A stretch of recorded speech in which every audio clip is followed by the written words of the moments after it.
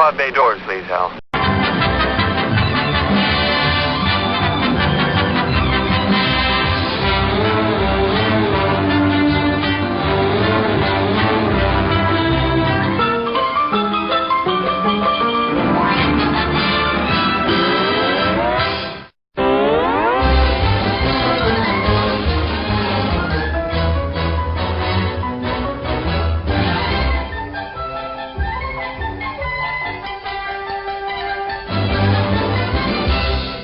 The pod bay doors are open. Welcome once again. I'm your host, Jerry Dean Roberts of ArmchairCinema.com and also OverthinkingOscars.wordpress.com. Here with my loony co-host, the critic, dare I say legend, from TalkMovie.com, Mr. Doug Heller. What's up, Doc? Hello, my baby. Hello, my honey. Hello, my ragtime gal. Send me a kiss by wire. Baby, my heart's on fire. You will never, ever get that song out of your head. Ever. If you refuse me, honey, you'll lose me, and then you'll be on your own. Oh, baby, telephone, and tell me I'm your own. See, he does that for you. Welcome to a very different show than last week. Because last week we talked about Goodfellas. This week we're talking about... Little different. A little shift. Yeah. A little shift. Yes, a little bit. Just a little bit. Just a little bit. We are... I have gone nuts and decided to talk about Looney Tunes. Hey. In particular, 3 from Chuck Jones. What I consider the best from Chuck Jones. We're talking about Long-Haired Hare, which is the one where Bugs Bunny messes with the opera singer for 6 minutes. Amuck, which you know what that's about, and One Froggy Evening, which you definitely know what that's about. So let me ask you, what is your history with the Looney Tunes? I've been watching Looney Tunes since probably before I could remember. So, they're part of my DNA. Like, yeah, I've everybody's DNA. Yeah. I mean, one of my happiest moments as a parent was when I introduced them to my son, and he fell for them hook, line, and sinker. Yeah, and these things are timeless. Like, they're just as funny now as they were in the 40s and 50s. And they make more sense now. They do. Because we're used to more surrealism now. Because I'm going to tell you, you watch these things long enough, you'll come across some dated jokes, and you're just like, I have no idea what that means. Oh, yeah. There was a joke I saw one time, it was one of those, they used to do these early on, where they were like touring America and that kind of thing, going to different... And there was one where they were going to different spots, different monuments, different places in the United States. And one of them was like Mount Rushmore. Mm-hmm. Washington, Jefferson, Roosevelt. And then they get to Lincoln, and it's like the split ticket between FDR and whoever he's running against. I turned to my dad, I was like, I don't get it. My dad was like, I don't either.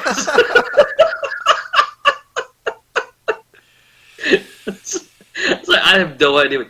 And there was one where Bugs Bunny was dealing with a gremlin in an airplane.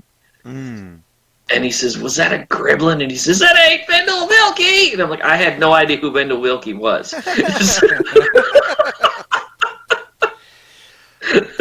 It's a great educational thing because it makes you want to go look that up.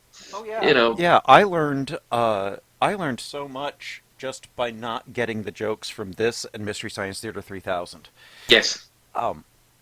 I feel that Mystery Science Theater 3000 was almost a better cultural teacher for me than just about anything else. Cause I had any classroom you were probably ever in. Yeah. I had to look so much up, It's like... Well... Anyway. My history is this. Again, I'm like you. I watched... This stuff was on television. All the time. All the time. I mean, every day of the week. It really never wasn't on Yeah. television. Well, and I always say this. I never got that familiar with the Disney characters, Mickey and Donald and Goofy, mostly because they weren't on television every day. Right. They were a little bit more accessible when I was a kid. Than when you were. They were a little Right. bit more prevalent. I watched a lot of those old the Goofy how-tos were my favorites. But those were the only ones that were decisively memorable Mhm. versus Looney Tunes. There's Yeah. 1,000 different Looney Tunes and 500 of them are instantaneously memorable. And I don't know why, but somehow I considered the Disney shorts to be more sophisticated, mostly because they weren't as insane as the Looney Tunes. They're not as goofy. They're not as surrealist. I think they're smarter. Yeah. They're way smarter than the Disney ones ever hoped to be because they were tapping into what the Marx Brothers had tapped into. This Right. just And Chaplin. yeah, and Chaplin just this bizarre, like, you understand that it could happen in real life, but it can't happen in real life. Yeah, it's dynamite down your pants. Right, you know? right. And this, of course, ties into what ties these three together is they're all directed by Chuck Jones, who is one of my favorite people ever. And voiced by Mel Blanc, who is one of my favorite people ever. Yeah. But I'm enamored by, or just enthralled by the work of an animation director. Mm-hmm. Because an animation director, because a live action director has to deal with set directors, temperamental actors, all of that stuff. Mm-hmm. The animation director doesn't really have to do that. No, he just has to deal with insecure artists. Right. Insecure artists. But he can shape the product any way he wants. That's true. And the writing is very different too, because if you have a gag and you're only going for 7-10 minutes, all you need is that gag. Right. And a few good people to know how to twist that for 7 or 10 minutes. Yeah, and Chuck Jones always said that the 6-minute running time was a contribution from Leon Schlesinger, who was the producer at Warner Brothers. And he said the man had, 2 thoughts in his head, and neither of them were letters or arts. But he insisted that they be 6 minutes. But that put all of the comedy on a track to that disciplined structure that he demanded. Mm-hmm. He wanted, because Chuck Jones always said, you have to have rules to the comedy. Otherwise, it's just stuff happening. If it bends, it's funny. If it breaks, it's not funny. It's not funny. Right. And we've seen plenty of comedy that breaks. Yeah. And but the great thing is, in having those rules, that it made it funnier and it made it work and it made it more consistent. An example is Bugs Bunny. Bugs could never be the antagonist unless he was challenged. Right. As he will be in our first cartoon. The funny thing is, even when he's the antagonist, he's still the hero. He is always the hero. Yeah. But he never picks a fight. No, he never walks in hoping for a fight. He walks in hoping to just live his life and move on. It's other people who start to get in his face that he has a problem with. Well, you take one of Chuck Jones' greatest was Bully for Bugs, where he ends up as a bullfighter. Mm-hmm. He doesn't go in picking a fight with the bull. Right. He just shows up there, looking for a right turn. Should have taken the right turn to Albuquerque. And he, of course, this means war. Of course you And realize. this means war. So, and the great thing is, the greatest of Chuck Jones cartoons always have another level. Uh-huh. And the three that we're talking about do have another level. Mm-hmm. Which, so I guess we should jump right into our first one, which is Long-Haired Hare. This one, not to be confused with What's Opera Doc. Which is what most people, I'm sure, are expecting. Yes. I love What's Opera Doc, but between the two, I think this one's funnier. Now, see, if I were picking three, I probably would have picked What's Opera Doc, Duck Dodgers from the 24th and a half century, and either Daffy Hood or... Robin Hood Daffy? Yeah, Robin Hood Daffy, or the... Yikes! In the way! Or the first Marvin the Martian one. Yeah. One of those two, if I were picking three, like that. Those are my, and Duck Amuck is in my top 5 favorite Looney Tunes of all time. But this one, these three are in my top 5. These are legendary. Well, it's interesting because the structure of the cartoon is classic Bugs. Yeah. He's doing something. He irritates somebody, and he's just messing around. He's just living his best life, as they say, and well, he's just kind of having an easy day, and he offends this opera singer who's trying to practice, and the deeper level that I got from this isn't it interesting? Because it's puncturing the pomposity of the music world. Right. The title comes from at the time, long hairs were considered people who were stuffy and into this kind of the opera and who thought that the music was more important, classical music. And the thing is, it's puncturing that as if this music is more important than whatever Bugs is doing.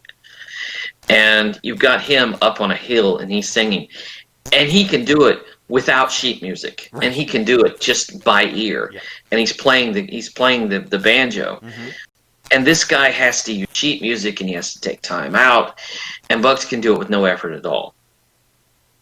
And I think that's kind of the commentary here. See, my whole thing with this was really, it wasn't so much that Bugs had an easier time doing it. He was engaging in a lower form of music, a more primitive... Lower form of music, a more popular form of music. More primitive, more popular. It's just popular music is what he was just playing. And when... if you're deep into classical music, you'll end up being like Raymond Holt and saying everything after Mahler sounds the same. Yeah. So, like... Well, he's singing "Rainy Night in Rio," which and this is 1949. He's singing which if you turned on the radio, you would hear Bing Crosby singing. Oh this. Yeah. So this was popular music. Mm-hmm. And again, he's playing it. He's not only playing it, and he knows the words by heart, and he knows the notes by heart, but he's playing with if you listen to the way he's singing it, he's playing with the melody. Mm-hmm. And this guy is trying to sing, and he's yeah, he's trying to practice for a concert that night, but he's getting caught up in the... And he starts singing the fun melodies, because... And I think that's why he gets mad. He's like, it's not that Bugs has a easier time of it, it's he's getting him off track. Right. And the key thing to always remember in a Looney Tunes antagonist is that they believe that whatever they are doing is more important than everything else on the face of the earth, and that they are more important and therefore have every right to make Bugs or Daffy or Porky, anybody stop what they're doing in favor of what they're like. That the pomposity is the main factor in everybody that goes up against Bugs. Right. Whether it's Elmer Fudd hunting or, Yosemite Sam is a pirate or a gunslinger or something. This is my right to be doing this, and you have no business standing in my way, doing whatever you're doing that doesn't have anything to do with me. And puncturing no, I have every right to do what I'm doing too. And also kind of puncturing these characters who are one thing. Yeah. The opera singer sings opera. Yeah. Yosemite Sam gets angry. Yeah. Elmer Fudd hunts rabbits. Yeah. That's one thing. And Bugs is a lot of things. Mm-hmm. And in this, I love the second one. Because it's not just that he's singing. He's singing this song called "My Gal's a High Tone Stepper." It's not that he's singing it. It's that he can play it on a harp. And he's plucking and strumming like it's a guitar. And yeah.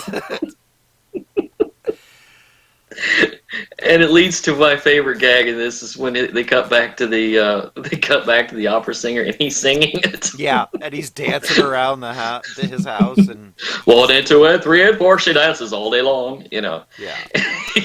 That's why I think he gets mad, is because he would rather be singing that stuff, but he's paid and well renowned at doing the opera. He knows what's more fun. He knows it's infectious. Yeah, the music is infectious.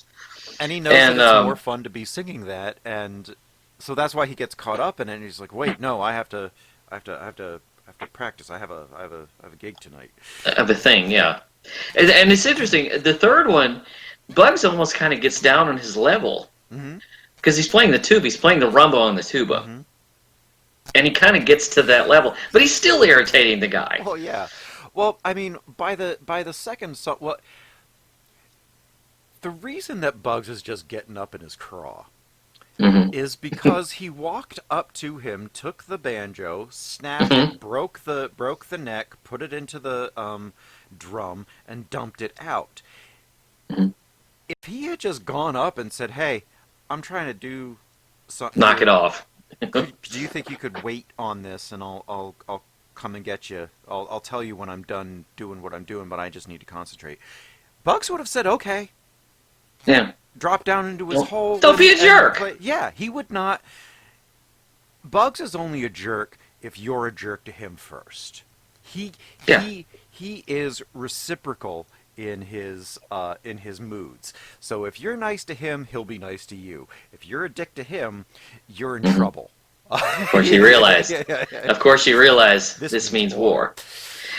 And he goes into God in the second half of this. Is so funny because it's where he goes to the concert and Bugs shows up as Leopold Stokowski. Leopold. Now you have to understand. This is 1949. People in 1949 knew who the hell Leopold was. Everybody knew who Leopold was. This was one of the most famous people on the planet. Right. And it points to the fact that he could walk into a party. He could walk into any place, and that's what he would hear. Leopold. And Leopold Stokowski was so good that he was known as he was known for not conducting with a baton, which is why the guy hands him the baton and Bugs snaps it in half. Yeah. I love the glove. Yeah. He's holding his hand out to hold the note, and he pulls his hand out, and his glove is still hovering. And the poor guy's holding this note, and he's turning blue, green. He's turning every color in the rainbow with purple polka dots. It's really it's kind of beautiful. It's well, and not only that, but I love this. I love the gag before it when he's working with the notes. It just keeps the levels of the notes. Yeah. And then eventually he goes down to the low note. Oh. And finally, just a classic Warner Brothers cartoon just lets the whole thing get destroyed. Lets this note just destroy the entire place. And then goes back to the banjo. Yeah. For Good Evening, Friends. Yeah. It's, This is quintessential Bugs right here. And you can't do this with any other character. No, You cannot do this with another character. The only other one that would have a similar reaction is Daffy, but that would go a very different route as well. There is one, I don't know if you remember it, there is one where Bugs is doing a piano concert. Mm-hmm. I don't know if you remember this one. And he keeps getting irritated by a little mouse. And even that one is still, the mouse is inside the piano. Uh-huh. And I don't know if you remember this, but it's like, it still stays within the rules. Mm-hmm. Bugs is just trying to give this concert, and this mouse is irritating him. Right. And it's again, staying in that structure. Never stepping outside, never making a lie out of the characters. Mm-hmm. And that plays into our next cartoon, which is Duck Amuck. Which is great because... This is one of my favorites. Which is great because... You can't do this with every character. You can't do this with every cartoon character. No.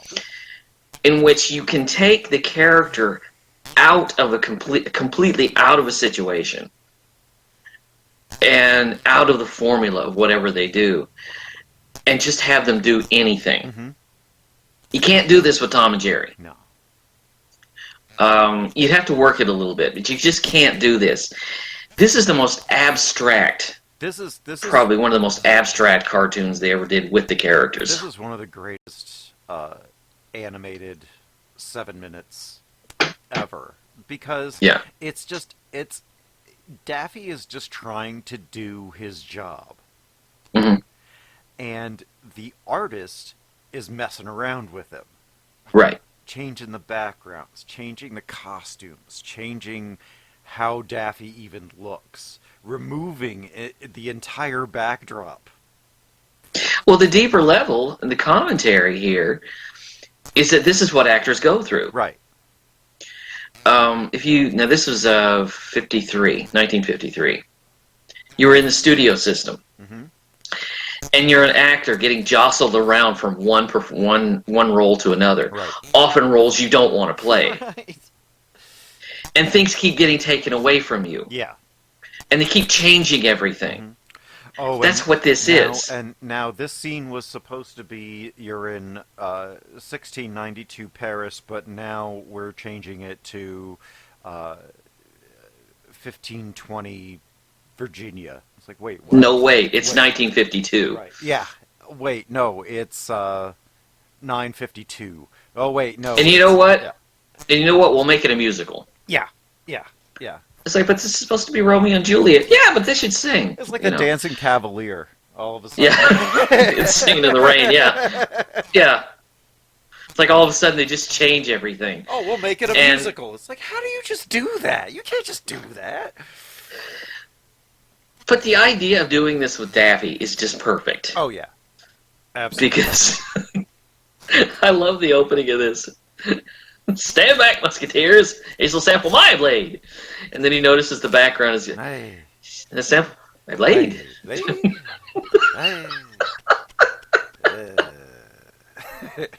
It's like, just kind of... And then he just kind of goes along with it. Well, yeah, he tries to make the best of it. He genuinely does try his best. Yeah. Unfortunately... the artist, who is revealed at the end, has no intention of stopping. No. Because... I love the speed of the animation. Yeah. Just how fast he's drawing. Because it's using that limited animation that makes it faster. Mm-hmm. And he's using those smear drawings, and it's great because when the animator paints or when the animator draws, it's really fast. Yeah. And Daffy can't keep up. and he just keeps getting angrier and angrier, and just keeps going crazy. Hey, come here! All the way Come here, through close up. He... A close up. Is this a close up? Right in his eyes. Yeah. Bloodshot. Okay.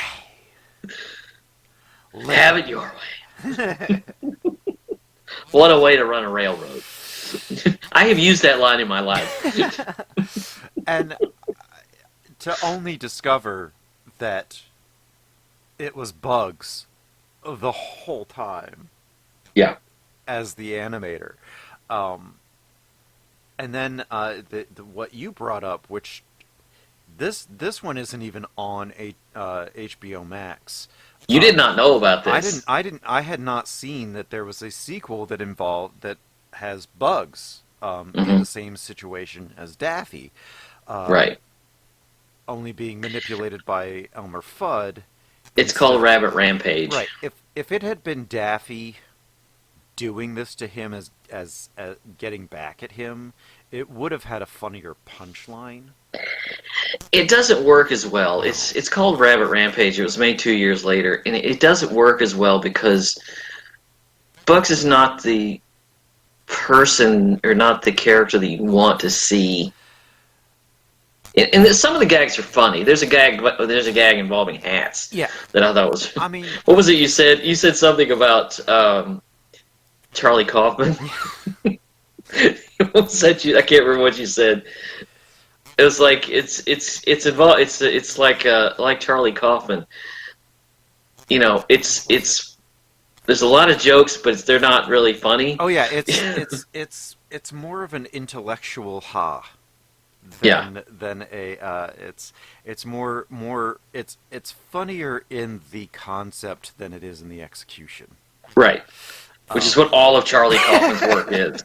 Even his great one, being John Malkovich, Eternal Sunshine. I even like Synecdoche, New York, but or however you pronounce that. That is Sanity. That's how you. It's supposed to be Schenectady, but Synecdoche is how you missay the name of the movie properly. He thought that it would be funny and realized that it was just confusing and didn't change it. And then you saw the movie. Yeah, and it works. But yeah, I get it. It's funny. It's funny in parts. There's gags in it that work, but it's just with Bugs. It's not as funny. For me, it didn't really matter that it was Bugs. It mattered that it was not an original concept. Right. So it's just retreading. And like, oh, well, this worked with Daffy. Let's do this with Bugs. It's like, if it's not an actual direct sequel to Duck Amuck, and call it like you want to see, you want to see Daffy. Right. Get it.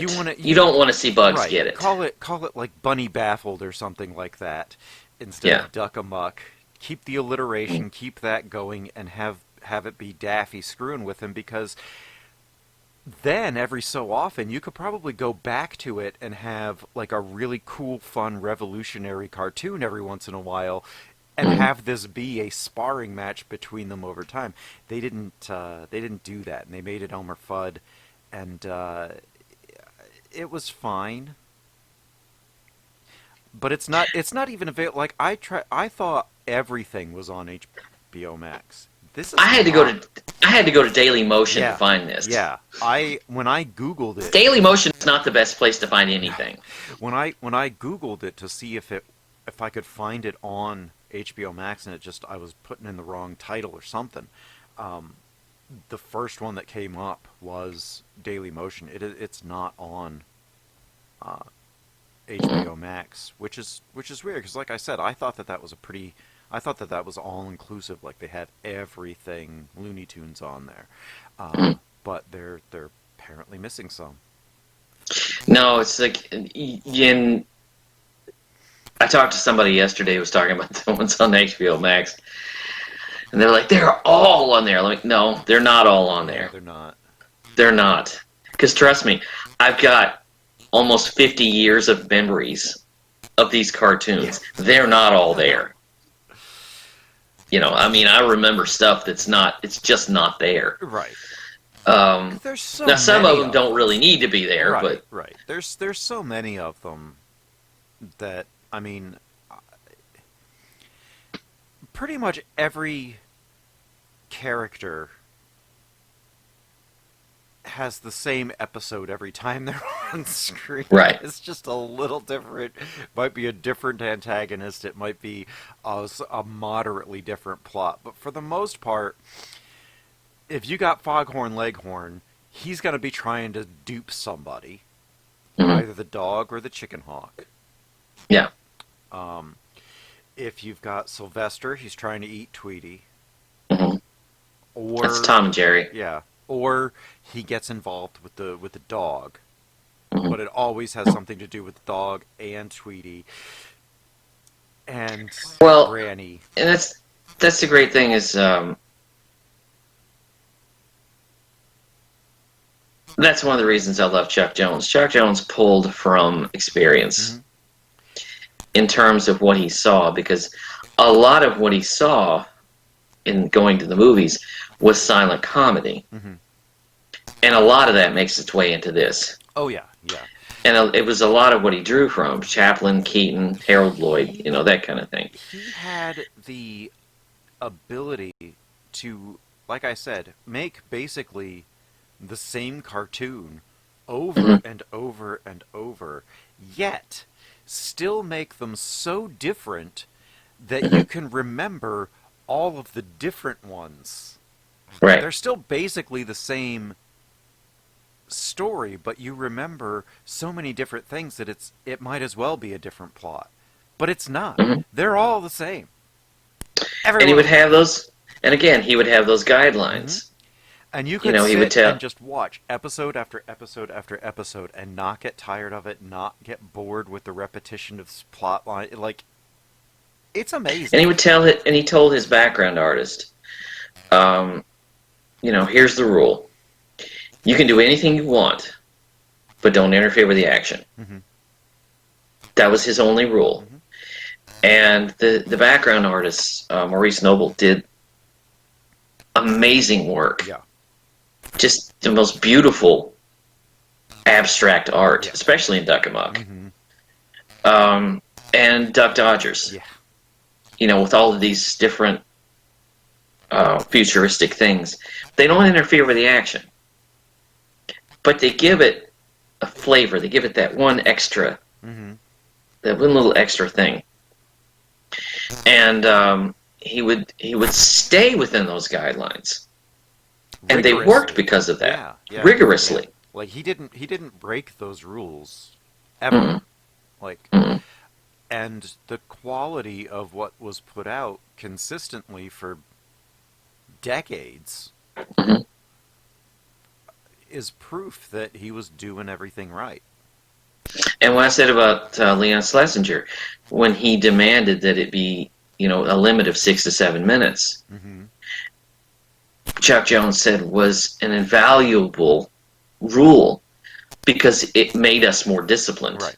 It kept us within the framework. Okay, you've got this scenario, and you've got 7 minutes to do it. If you give us 10 minutes, it's not going to work because it goes a little too long. Right. And the thing is, Chuck Jones' style worked beautifully in this context, but there were certain things where it didn't work. When he started doing Tom and Jerry, it didn't work. No. Because they were cuter. Yeah.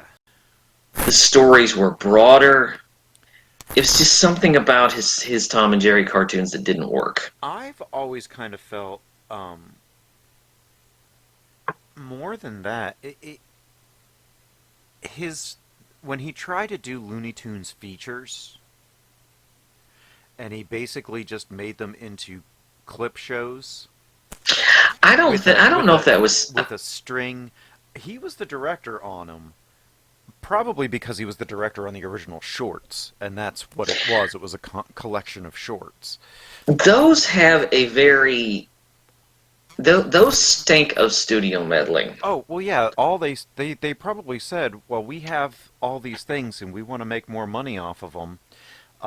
Make some stupid conjoining story and loop them together. So you get 1001 Rabbit Tales and the Fantasy Island knockoff with Daffy. There were like what 5 or 6 of them through the 60s and 70s that just they're hard to watch. They are, because they would take these cartoons. There's one beautiful Friz Freleng cartoon called The Three Little Bops, which is a 50s jazz version of The Three Little Pigs. Right. And it's beautiful. And they stuffed it into one of these films, and they chopped it up. Yeah. They cut it up so it doesn't... It's not as funny, because the really good jokes are gone. Right. Or they would do something where they would try to integrate the new footage with something from the classic cartoon, and it didn't the track was off. Right, and the color was off, so you knew what was the original element and what was the new element, and right. They tried to change the jokes. Right, and they were all very cheaply produced. Yeah. In an effort. Cheap looking. Yeah. To make more money off of them, they cheapened them up, chopped them up. I've never liked those. I never did. I didn't either. I liked it when I was a kid because I was just seeing cartoons, but it never occurred to me because a lot of times the ending would be cut off. Mm-hmm. 1001 Rabbit Tales features One Froggy Evening. Yeah. And they cut the ending off. Yeah. The ending in the future. Yeah. They cut that part off. Yeah. Which I guess we should get into One Froggy Evening now. This thing.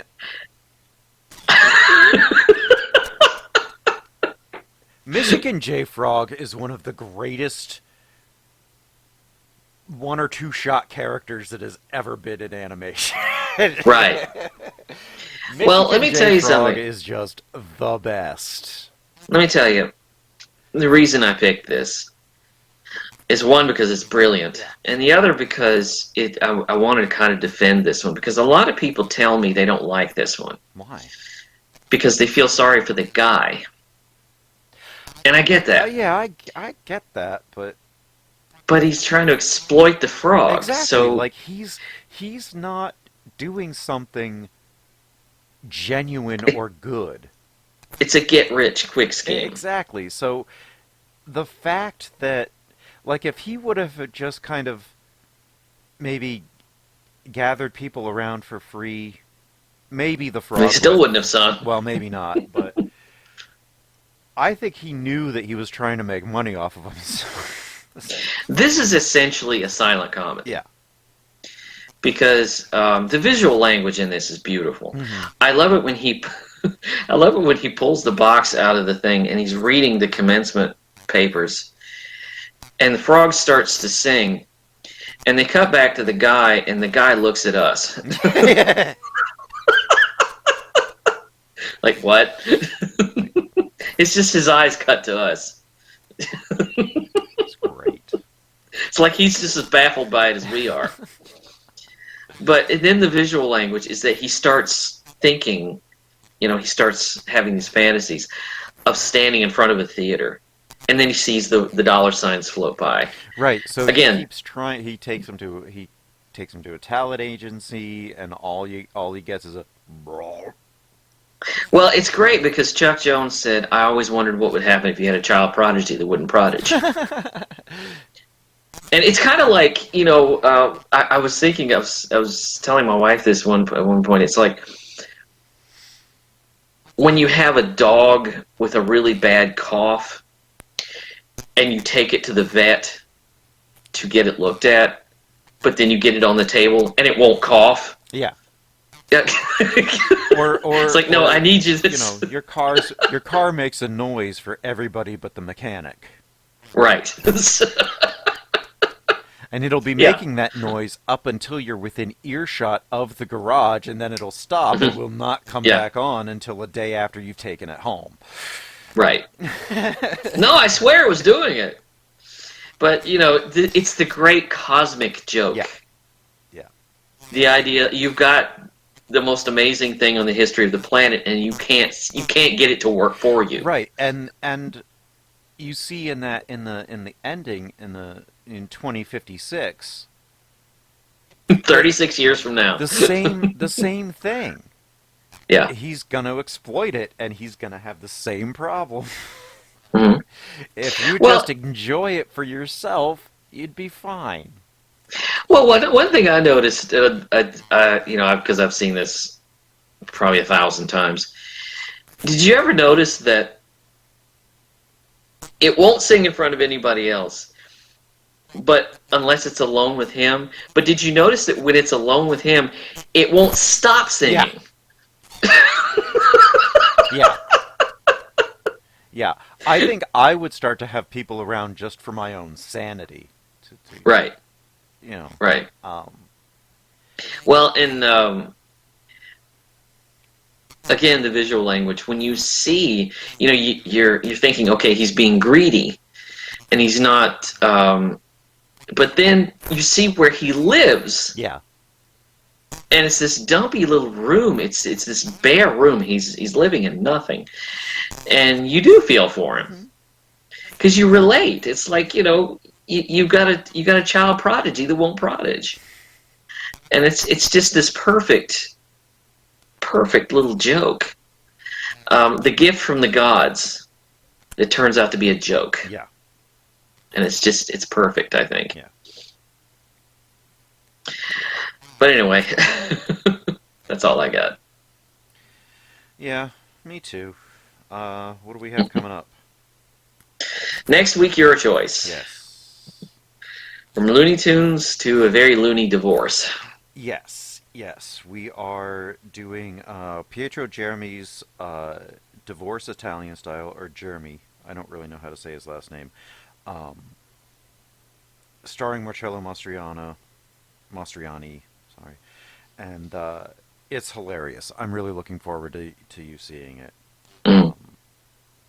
It's a lot of fun. And then Shocktober. Yeah.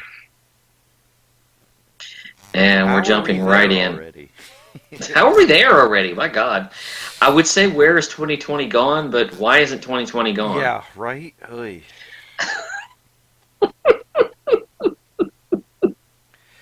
It gives new meaning to the term Mad Dog 2020. You know what? That might actually help the year pass a little better. At least it would pass by without us really knowing it was happening.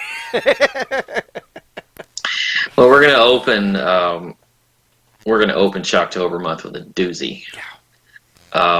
We're gonna open with a double feature from Jordan Peele. We're talking about Get Out and Us. Oof. The second of which I have not seen. Ooh, I got to see both of them in the theater. Yeah, I haven't seen the second one. Theaters, remember that? Yeah, remember when those existed? And my two Shocktober picks are they're set down in sand. I haven't made any final determinations yet. So my other is just for fun, and it's just for me. It's a teen favorite. My second is Return of the Living Dead, which I have not seen. Brace yourself. My tentative picks are the 100th anniversary of the Cabinet of Dr. Caligari, which may not end up being really full episodable. And my other one is a Japanese ghost story. Literally, Koidan means ghost, I believe. Or Jigoku does. Something. I have to look that up. But, Something. It's called Koidan, and it's a an anthology film of 3 different Japanese ghost stories. Okay. From 64, 65. It's really good. So we got ghosts, we got zombies, and we got racists. Yes! Everything for the terrifying modern-day audience. Yes. Everything that is genuinely scary currently. But I'm tossing around maybe changing those. So we'll see. We'll see. I think that's everything. You can find all of our episodes, back episodes, at the podbaydoorspodcast.wordpress.com. You can find us on iTunes and YouTube. Hit the like and subscribe. Give us your ratings, your everything, comments. We appreciate it. You can find us on Twitter at pod_bay, where we always tweet our new episodes. And copy and paste that handle over on Patreon. You can find us there. We thank you so very much for joining us, and the pod bay doors are now closed. The mission has been completed.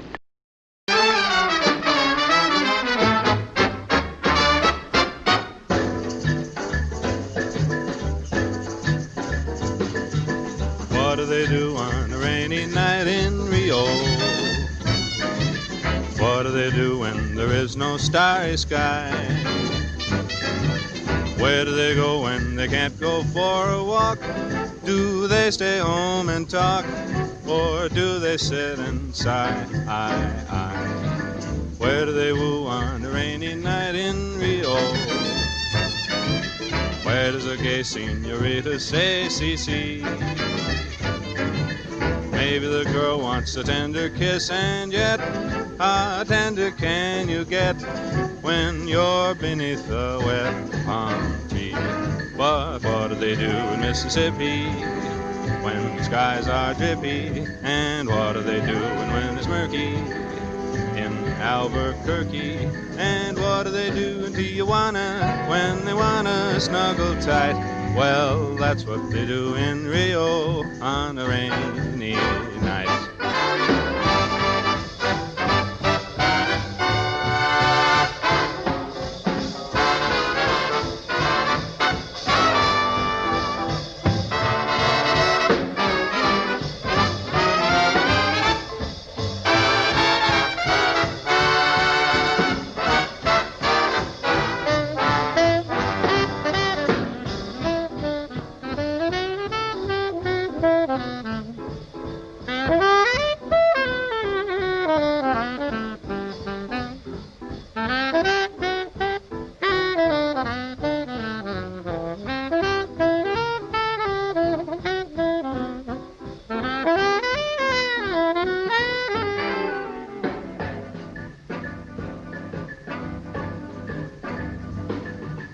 What do they do when skies are dreary along Lake Erie?